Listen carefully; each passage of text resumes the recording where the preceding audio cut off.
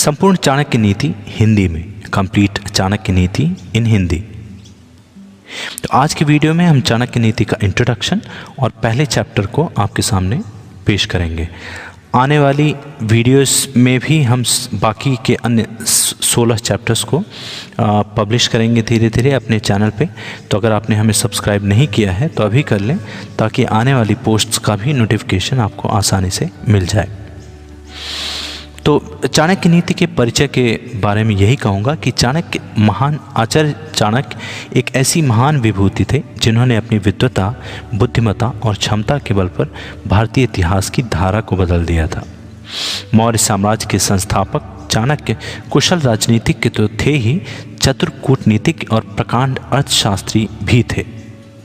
इतनी सदियां गुजर जाने के बाद आज भी यदि चाणक्य के द्वारा बताए गए सिद्धांत और नीतियां प्रासंगिक हैं, प्रैक्टिकल हैं, तो मात्र इसलिए क्योंकि उन्होंने अपने गहन अध्ययन, चिंतन और एक्सपीरियंसेस से अर्जित अमूल्य ज्ञान को पूरी तरह निस्वार्थ होकर मानवीय कल्याण के उद्देश्य से अभिव्यक्त किया था।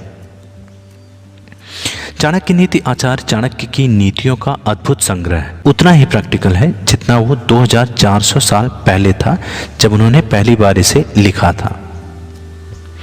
चाणक्य नीति द्वारा मित्र भेद से लेकर दुश्मन तक की पहचान, पति परायण तथा चरित्रहीन स्त्रियों में विभेद, राजा का कर्तव्य और जनता के अधिकारों तथा वर्ण व्यवस्था का उचित निदान हो पाता है।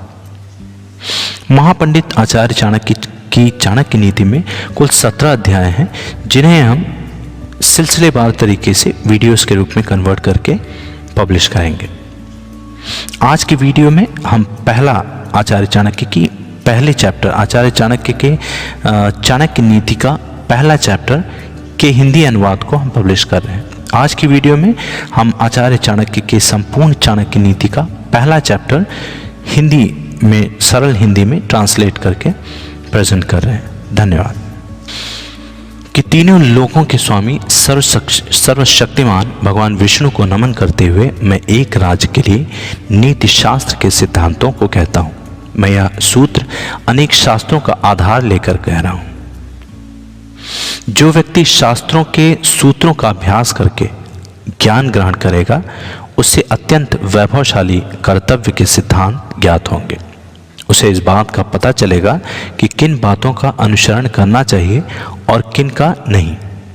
उसे अच्छाई और बुराई का भी ज्ञात होगा और अंततः उसे सर्वोत्तम का भी ज्ञान होगा।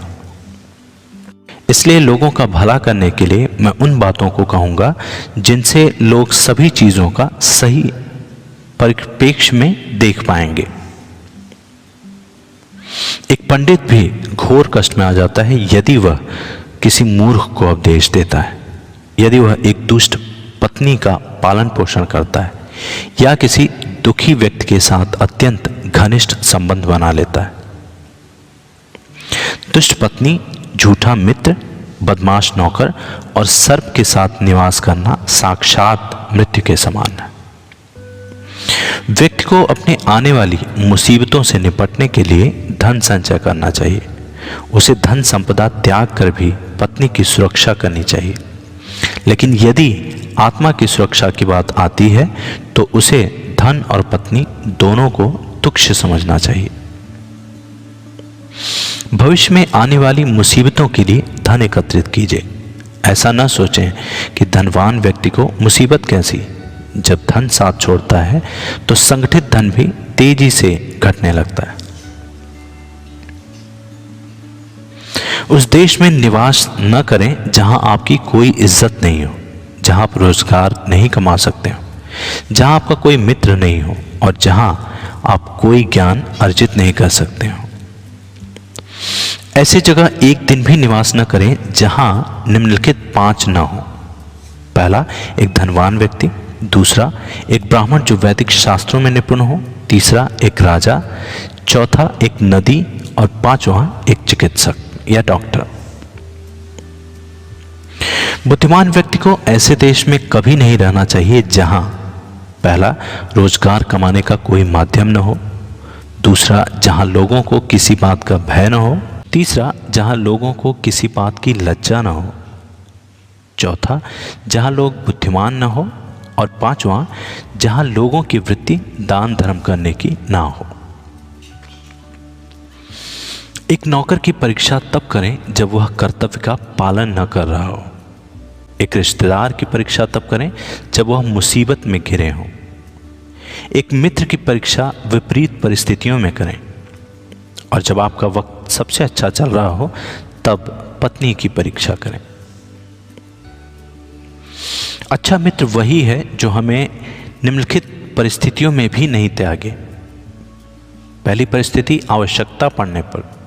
दूसरी, किसी दुर्घटना पड़ने पर। तीसरा, अकाल पड़ा हो अगर। चौथा, जब कोई युद्ध चल रहा हो। पांचवा, जब हमें राजा के दरबार में जाना पड़ो, या आज की कंटेक्स्ट में हम बोल सकते हैं कि अगर हमको कोर्ट या कचहरी में जाना पड़े। और आखिरी पॉइंट, जब हमें श्मशान घाट में जाना पड़े। जो व्यक्ति किसी नाशवंत चीज़ के लिए कभी नाश नहीं होने वाली चीज़ों को छोड़ देता है तो उसके हाथ से अविनाशी वस्तु तो चली ही जाती है, और इसमें कोई संदेह नहीं है कि नाशवान को भी वह खो ही देता है। एक बुद्धिमान व्यक्ति को किसी इज्जतदार घर के अविवाहित कन्या से किसी अवगुण होने के बावजूद भी विवाह करना चाहिए। उसे किसी हीन घर की अत्यंत सुंदर स्त्री से भी विवाह नहीं करनी चाहिए। शादी विवाह हमेशा बराबरी के घरों में ही उचित होता है। इन 5 पर कभी विश्वास न करें। नदियाँ, जिन व्यक्तियों के पास अस्त्र शस्त्र हो या वेपन्स हो। नाखून और सींग वाले पशुओं पर। औरतें, यहाँ आचार्य चाणक्य का संकेत है भोली भाली सूरत की तरफ। इसमें बहनों को और माताओं को बुरा मानने वाली कोई बात नहीं है। और पांचवा, राज घराने के लोगों पर। अगर हो सके तो विष में से भी अमृत निकाल लें। यदि सोना गंदगी में भी पड़ा हो तो उसे उठाएं, धोएं और अपनाएं। निचले कुल में जन्म लेने वाले से भी सर्वोत्तम ज्ञान ग्रहण करें। उसी तरह यदि कोई बदनाम घर की कन्या भी महान गुणों से संपन्न है और आपको कोई सीख देती है तो उसे ज़रूर ग्रहण करें। महिलाओं में पुरुषों की अपेक्षा भूख 2 गुनी होती है, लज्जा 4 गुनी होती है, साहस 6 गुना होता है और काम वासना 8 गुना अधिक होती है। दोस्तों, पहला चैप्टर यहीं ख़त्म होता है। दूसरे चैप्टर को भी हम जल्द ही कंबाइन करके नए वीडियोस के रूप में पब्लिश करेंगे। ये वीडियो आपको कैसा लगा हमें ज़रूर बताएं, ताकि हम इंस्पायर होकर अगली कड़ी या अगले अध्यायों को भी पब्लिश कर सकें। धन्यवाद।